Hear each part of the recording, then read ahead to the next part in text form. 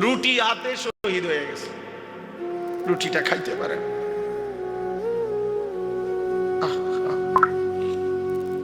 আমি ভাবছিলাম মহিউদ্দিন ভাই, আমি বলছিলাম কি জানেন, আমার বিবেক বলছে সেদিন ওই বাচ্চাটা রুটিটা নিয়ে যেন বলছে, আল্লাহ রে আল্লাহ, আমি ছোট মানুষ, আমি শুধু রুটিটা কেমনে খামো, ঝোলও নাই, তরকারিও নাই, কিচ্ছুই তো নাই, আমি এই শুকনা রুটিটা খামু কেমনে? আল্লাহ তাআলা যেন বলছে, আচ্ছা ঠিক আছে, আমার কাছে চলে আয়, থাকিস না আর দুনিয়া, আমার কাছে আইসা পড়, আমি জান্নাত থেকে তোকে দিয়ে দেবো, আমার জান্নাতে অভাব নাই, আয় আইসা পড়, রুটিটা নিয়ে আইসা পড়। ইমানদার এতিম সন্তান রুটি নিয়েই কবরে চলে গেছে। আর তোমরা বসে বসে দেখো, ছবি দেখো, নারী দেখো, উলঙ্গ দৃশ্য দেখো, তোমরা যুবক মোবাইলে নাচ গান দেখতে থাকো, চুলের ফ্যাশন, মোটর সাইকেলের ঘোরা, আর অসৎ বন্ধুদের আড্ডা, আর নারীর ফাঁদে জীবন শেষ করে দেওয়া। ঠিক আছে, করতে থাকো, একদিন না একদিন থামতে হবে, একদিন না একদিন থামতে হবে, একদিন না একদিন থামতে হবে, মনে রাখো। মৃত্যু তোমারে থামায় দিবে, কবর তোমারে থামায় দিবে, একদিন হইতে তোমার কবরের নাম নিশানা থাকবে, তোমার নাম আর পৃথিবীতে উচ্চারিত হবে। এই পৃথিবী মনেও রাখবে না, স্বার্থপর এই দুনিয়া কাউকে মনে রাখে। আল্লাহ আমাদেরকে হেফাজত করে, আল্লাহ আমাদের সবাইকে কবুল করে, রাসূলুল্লাহ সাল্লাল্লাহু আলাইহি সাল্লামের এক এক সুন্নাতের উপরে আমল করার তৌফিক আল্লাহ দান করে। ইনশাআল্লাহ আমরা সেদিনের অপেক্ষায় আছি, যেটা হবে হবেই। আমরা হয়তো বলে গেলাম, হতে পারে আমাদের হায়াতে আমরা দেখলাম না, কোনো অসুবিধা নাই। ফাউন্ডেশনের ইটগুলোরে আর উপরের 10 তলা বিল্ডিংয়ে নিচের ইটগুলো হয়তো আর দেখা যায় না, কিন্তু ওই নিচের ইটগুলোর উপরেই বাকি 10 তলা বিল্ডিং দাঁড়িয়ে থাকে। 10 তলা বিল্ডিং এর উপরে বহুত সাজসজ্জা, টাইলস, রং, বহুত কিছুর ডিজাইন হয়, কিন্তু নিচের ইটগুলোর মধ্যে আস্তরও জোটে না। তো অসুবিধা কি? আমরা কিছু মানুষ খাইয়া না খাইয়া বলে গেলাম, হতে পারে 30 বছর পরে, 10 বছর পরে, 20 বছর পরে ইনশাআল্লাহ এই উম্মতের নওজোয়ান কালেমার পতাকা সারা পৃথিবীতে উড়াইয়া দেবে। দেখেন হবে, শুনবেন একদিন ঘুম ভেঙ্গে, একদিন চোখ মেলে শুনবেন সকালবেলা। নিজেদের এই ছেলেগুলোর দিকে একটু ভাবেন, এরা কোন দিন নামাজ পড়বে? লক্ষ লক্ষ আপনাদের হাজার হাজার ছেলে, খোদার 365 দিনে বছরের একটা বছর চলে যায়, ফজরের নামাজ পড়ে না কোনোদিন। আরে বাপ, আশিকে রসুল তো পরে বানাইবেন, অত আল্লাহর নবী সাল্লাল্লাহু আলাইহি সাল্লাম কে চিনে না, অত আখিরাতই বুঝে না। পরে তো এটা বুঝান যে মুসলমান কেমনে বেনামাজি হবে, 365 দিন কেমনে নামাজ ছাড়া একজন মুসলমান থাকে। বলে 5 ওয়াক্ত নামাজ পড়ে না সারা দিনে, এমন নাফরমান সন্তান কয়জন? বলে চলেন আমরা হিসাব করি। উম্মতকে বাঁচানো দরকার, প্রত্যেকে প্রত্যেকের জায়গা থেকে নামাজের জন্য আহ্বান করা দরকার। কত যুবক আছে এরা ভাবে মোবাইল ছাড়া এদের জীবন চলবেই না। না রে বাপ, তোমার মতো বয়সী যুবক এই পৃথিবীতে গত 30 বছর আগে যাদের হাতে ফেসবুক ছিল না, ইউটিউব ছিল না, এরকম বড় মোবাইল ছিল না, বন্ধু, তারা কি পৃথিবীতে বাঁচে নাই? তাদের কি রাত কাটে নাই? তারা কি পৃথিবীতে কোনো পড়ালেখা করে নাই? তো তুমি এভাবে নষ্ট হয়ে গেলা কেন? তুমি এমন চরিত্রহীন হচ্ছ কেন? আহা, আমরা কিশোর নওজোয়ানের জন্য আলাদাভাবে কাজ করি। এই কাজ করতে গিয়ে আমার মাওলানা ইয়াহিয়া প্রতিদিন আমারে বলে যে হুজুর, হে তো পেরেশান, পাগল হয়ে গেছে। কয় যে হুজুর কি কয় ছেলেরা এগুলা, এক এক যুবকের চারিত্রিক পদস্খলন, অধপতন। আহা, ক্লাস 8-9 ছেলে, 16 বছর, 14 বছর, 18 বছরের ছেলেদের চারিত্রিক অবক্ষয়ের কথা শুনলে চাচারা পাগল হয়ে যাবে। পাগল হয়ে যাবে, পাগল।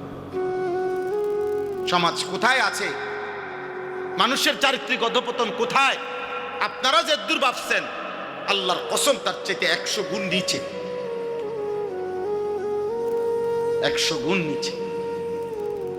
আপনাদের ছেলেরা, আপনাদের মেয়েরা এক একটা মোবাইল দিয়ে দিন রাত কি করে, শুধু ছবি দেখে মনে করছেন ছবি দেখে না রে বাপ, কি পরিমাণ গুনাহ করে। এই গুনাহ আমার মনে গত 1500 বছরের গুনাহ সব একসাথ করলেও, গত 100 বছর 1000 বছরের গুনাহ একত্র করলেও মনে হয় এখনকার নওজোয়ানের একদিনের গুনাহ সমান হবে না। টেলিভিশন আগের মানুষও দেখছে, সিনেমা আগের মানুষও দেখছে, বিড়ি সিগারেট আগেও মানুষে খাইছে, কিন্তু গ্রামের কোনায় ফাঁকি দিয়া খাইছে। গ্রামের মুরব্বীরও ভয় পাইছে। হিন্দু মাস্টাররাও স্কুলের আজরাইলের মতো ভয় পাইতো যে হিন্দু স্যার, কিন্তু উনি শাসন করবে। স্কুলের মাস্টারকে পর্যন্তই ভয় পাইত। আর আপন মা, আপন বাবা সবাই থাকা অবস্থা, অকাতরে চোখের সামনে এক একটা ছেলে শেষ হয়ে যাচ্ছে, শেষ হয়ে যাচ্ছে। ক্লাস 9-এর ছেলের কথা শুনলে আপনি অবাক হয়ে যান, আসমান থেকে পড়বেন। বাবার কষ্টের টাকা দিয়ে উপার্জনের জন্য একটা ব্যবস্থা করে দিছে, ওর জুয়া খেলার কথা শুনলে আপনি পাগল হয়ে যান। ওই দিন রাত্রে 1:30-2টা বাজে এক যুবক দাঁড়ায় আছে রাস্তায়। আমি মাহফিল থেকে খাইয়া দাইয়া, ছেলেটা আলাদা দাঁড়ায় আছিল। ড্রাইভারের বলছে আমি হুজুরের লগে একটু আলগা কথা কম। জেলার নাম আমি বলতেছি না ইচ্ছা করে। ছেলেটা পরে দাঁড়াইছি আর জড়াই ধরে আমারে এমন কান্দা, চিৎকারে কান্দতেছে। রাতের বাজে 2টা। কি রে বাপ? হুজুর আব্বাই বড় শখ কইরা কষ্ট কইরা একটা ফার্মেসি নিয়ে দিছে। বাবার খুব কষ্টের উপার্জন থেকে আমারে ফার্মেসি লইয়া দিছিল, ব্যবসার একটা লাইন করে দিছিল।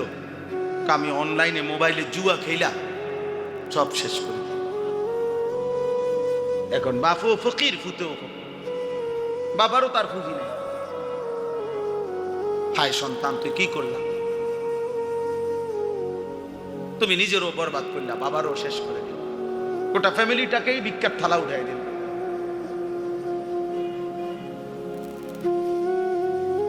এই হাল হচ্ছে। আপনি ভেবে দেখেন, 1.25 লক্ষ সাহাবীর মতো বেশি সাহাবী রাতে দিনে একাকী প্রকাশ্যে হাঁটে, বাজারে, রাস্তায়, যুদ্ধের ময়দানে চলতে ফিরতে, খাইতে ঘুমাইতে, টয়লেটে ঢুকতে, টয়লেট থেকে বের হওয়ার পরে সব পূর্ণিমার চাঁদের নিচে সাহাবায়ে কেরাম বারবার বারবার বারবার নবীকে কতভাবে দেখছে, দেখছে না? সমস্ত সাহাবা যে যত রঙে যতভাবে দেখছেন, সব সাহাবাই এক কথাই সাক্ষী দিছেন, এমন সুন্দর জীবনে আর কাউকে দেখি, এমন সুন্দর আর কেউ হয় না, এমন চমৎকার কেউ হয়। গায়ের রঙেও যিনি সেরা, আখলাকের রঙেও তিনি কি, চেহারায়ও যিনি শ্রেষ্ঠ, চরিত্রেও তিনি কি। আমরা যদি বুঝতাম তাহলে আমাদের জীবন আরো সুন্দর হইতো, আমাদের জীবন আরো সুন্নাতওয়ালা হইতো। আমাদের যুবকরা বুঝলো না, আমাদের ছেলেরা নিজেরা তালাশ করে কোনো না কোনো বেঈমান, কোনো না কোনো কাফের মুশরিকের মতো চুল। এর চাইতে বড় দুর্ভাগ্য আমাদের কি হইতে পারে? আমাদের মুসলমান বছরের পর বছর দাড়ি কাটা চেহারাটাকে পছন্দ করে নিচ্ছে অসংখ্য বাবা ভাই। কারে পছন্দ করলেন, কারে অপছন্দ করলেন? 60 বছর পর্যন্ত ব্রাশ এবং টুথপেস্ট ভুললেন না, মেসওয়াক চিনলেনও না। কেন চিনলেন না? কেন চিনেন না মেসওয়াক? 40 বছর পর্যন্ত কোনোদিন ডাইনিং টেবিল চিনতে ভুললেন না, দস্তরখান চিনেনও না। কারণটা কি? কারণটা কি আসলে? কি ভেবেছেন নবীজির সুন্নাত বলে এভাবে প্রত্যাখ্যান করলেন? বলেন চাচা, বলেন বাবা, বছরের পর বছর যারা বিড়ি সিগারেট খান, কোন হিসাবে আপনি নবীকে ভালোবাসেন চাচা? ইনসাফ কি বলে চাচা? বিবেক কি বলে? এটা বিবেকের দাবি না। দুর্গন্ধওয়ালা মুখ ওই ব্যক্তি বুঝি বলে আমি নবীকে ভালোবাসি, এটা বুঝি কথা? আমরা বুঝি না। বলে চায়ের দোকানে বছরের পর বছর আড্ডা দেয়, নারী, ছবি, সিনেমা, নাটক, টেলিভিশন দেখে, কথায় কথায় গালি দেয়, ও আমনে আশিকের রাসূল কেন? এটা বুঝি একটা বিচারের কথা? এটা বুঝি একটা 10 জনের বিচারে এই কথাটা বুঝি খাইব? হ্যাঁ, আপনি কইলেই হইল। হারামের উপরে থেকে আবার নবীর প্রেমিক হয় কেন? বলে তো হুজুর আমনেরও তো অনেক ত্রুটি, বা আমি তো বলি আমার ত্রুটি। আমি কি বলছি নি যে আমি বেহেশতের থেকে আসছি? বোঝেন না কথা? উদ্দেশ্য তো এটাই যে আমিও আরো সুন্নত মানবো, আপনিও মানবেন, সবাই মিলে মিশে আল্লাহর দ্বীনের আমল করব। কথা তো এটাই, ঠিক না? বলে তো আপনাদের কাছে আমার অনুরোধ, এ একজনই বুঝছেন, এখানে অনেক মহব্বতের সাথী আছেন,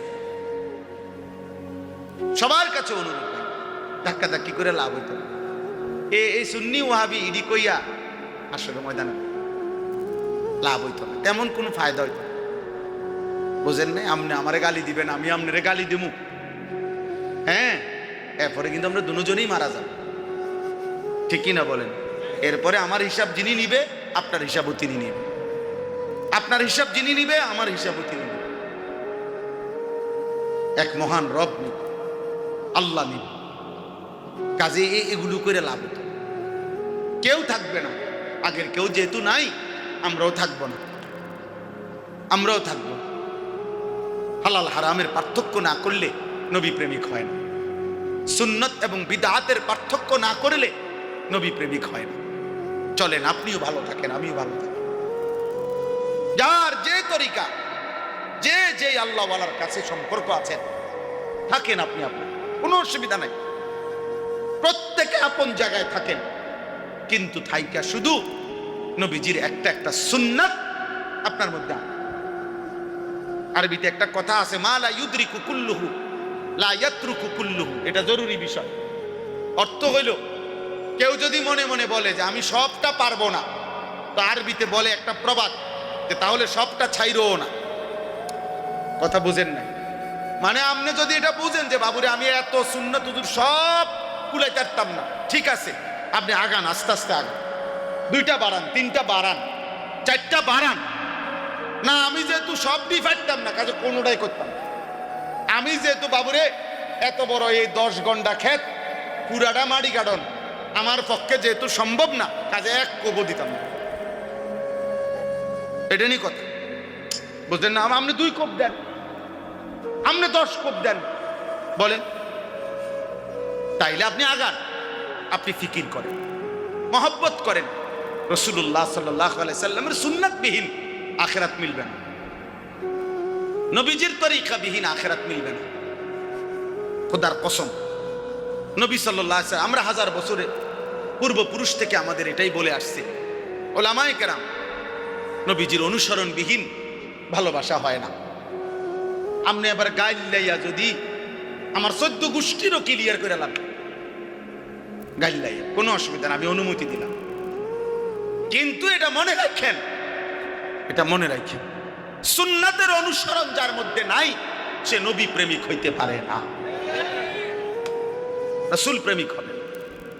সাফ, আপনি রাগ হইলেও আমি এটা বলে যাব, অন্য কিছু হইলে হইতে পারে, অন্য কিছু হইতে পারবেন আপনি, একেবারে জমানার শ্রেষ্ঠ বহুত কিছু হয়ে যেতে পারবেন। পোস্টারে বহুত নাম আছে, পোস্টারে আমগো নামও আছে, একেবারে বৈরবের ফুল, যমুনার ব্রিজ, বুঝিনি কথা, চালের বস্তা, আটার বস্তা, হ্যাঁ, সিমেন্টের গাড়ি, ইডি আমরার নামও বহুত কিছু লেখে। ইদি দিয়ে কোনো লাভ হইবে? এসব পোস্টার মোস্টার দিয়া আখিরাত মিলবে, সুন্নাত দিয়ে আখিরাত মিলবে। একটা সুন্নাত হিসাব করে দিতে হবে, একটা। আরে মিয়া শুনেন মিয়া, আশেক, আশেক বলে কাকে? একটা শব্দ বলি, আশেক বলা হয় তাজাউজু হাদ